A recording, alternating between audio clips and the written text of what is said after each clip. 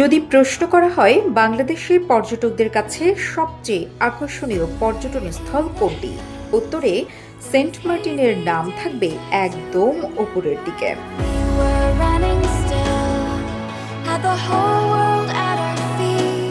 Saint Martin বাংলাদেশের একমাত্র প্রবাল দ্বীপ, যার আয়তন প্রায় ৮ বর্গ কিলোমিটার। প্রায় ২০০ বছর আগে আরব বণিকরা এটি আবিষ্কার করেন। ব্রিটিশ শাসনামলে এক ইংরেজ নাবিকের নাম অনুসারে দ্বীপটির নামকরণ করা হয় সেন্ট মার্টিন।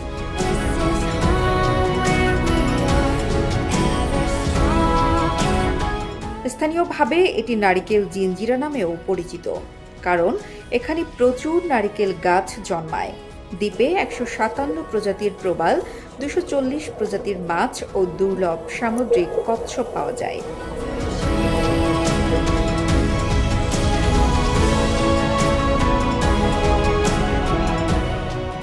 ভ্রমণ পিপাসুদের প্রিয় এই দ্বীপটি এখন পর্যটক শূন্য।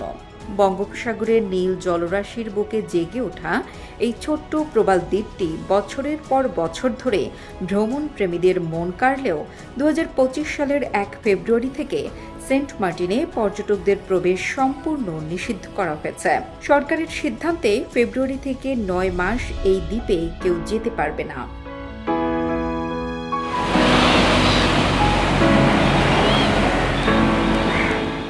নিষেধাজ্ঞার আগে প্রতিদিন প্রায় ৫ থেকে ৭ হাজার পর্যটক এই দ্বীপে যেতেন, আর ছুটির দিনে সংখ্যাটা ১০,০০০ ছাড়িয়ে যেত। দ্বীপের ছোট ছোট হোটেল, মোটেল, রেস্তোরাঁগুলো দিনরাত জমজমাট থাকত। যারা একবার এখানে ঘুরতে আসবেন তারা বারবার ফিরে আসতে চাইবেন। কেউ আসতেন শুধুই সৈকতে বসে নীল জলরাশি উপভোগ করতে, কেউ আসতেন রাতের আঁধারে সৈকতে বসে ঢেউয়ের গর্জন শুনতে, আবার কেউ সমুদ্রের তাজা মাছের স্বাদ নিতে। এত কিছু থাকায় সেন্ট মার্টিন যেন ভ্রমণ পিপাসুদের কাছে এক স্বপ্নের ঠিকানা হয়ে উঠছে।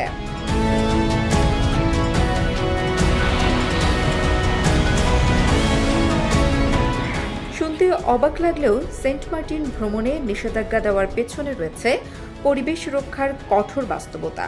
বছরের পর বছর ধরে অগণিত পর্যটকের চাপ, প্লাস্টিক দূষণ এবং নিয়ন্ত্রণহীন ব্যবসা দ্বীপের প্রাকৃতিক ভারসাম্যকে ধ্বংসের দিকে ঠেলে দিয়েছে। ফলে প্রবাল, সামুদ্রিক কচ্ছপ, মাছ এবং অন্যান্য জীববৈচিত্র্য হুমকির মুখে পড়ে। বিশেষ করে মানুষ যখনই আসে তার সঙ্গে আসে প্লাস্টিকের বোতল, চিপসের প্যাকেট, পলিথিন। দ্বীপের বালুকা বেলায় সেগুলো জমতে থাকে, সমুদ্রে মিশে যায়, প্রবালের উপর এসে পড়ে, কচ্ছপের বাসস্থান নষ্ট করে।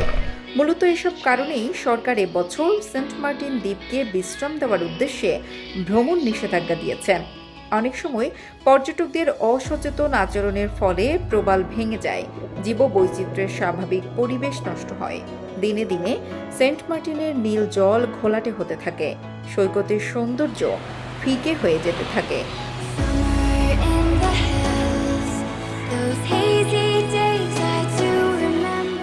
তাই পরিবেশবিদরা অনেকদিন ধরেই সতর্ক করে আসছিলেন যে যদি সেন্ট মার্টিনকে বাঁচাতে হয় তবে এখনই ব্যবস্থা নিতে হবে।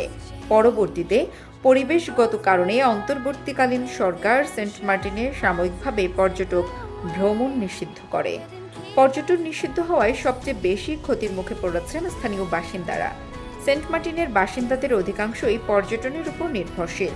দ্বীপে প্রায় ২০০টিরও বেশি ছোট বড় হোটেল, মোটেল আছে, যেখানে শত শত মানুষ কাজ করেন।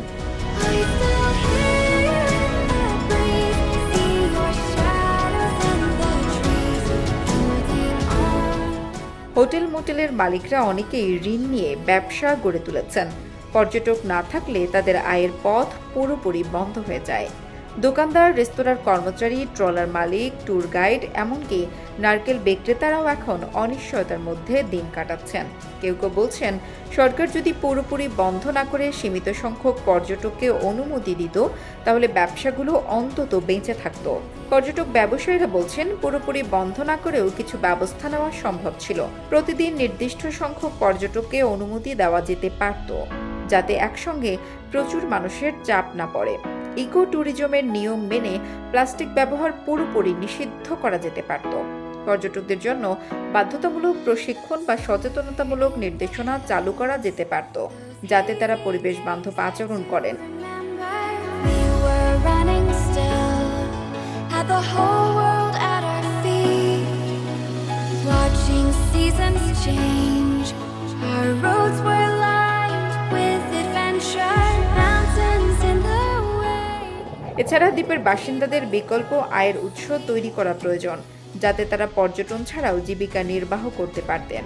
সেন্ট মার্টিনের পরিবেশ রক্ষার এই উদ্যোগ প্রশংসনীয় হলেও স্থানীয়দের জীবিকার বিষয়টিও সমান গুরুত্বপূর্ণ। একদিকে প্রকৃতির বিশ্রামের প্রয়োজন, অন্যদিকে মানুষের টিকে থাকার লড়াই। সরকার যদি টেকসই পর্যটনের পরিকল্পনা গ্রহণ করে, তাহলে পরিবেশ ও অর্থনীতি দুই দিকই রক্ষা করা সম্ভব হবে।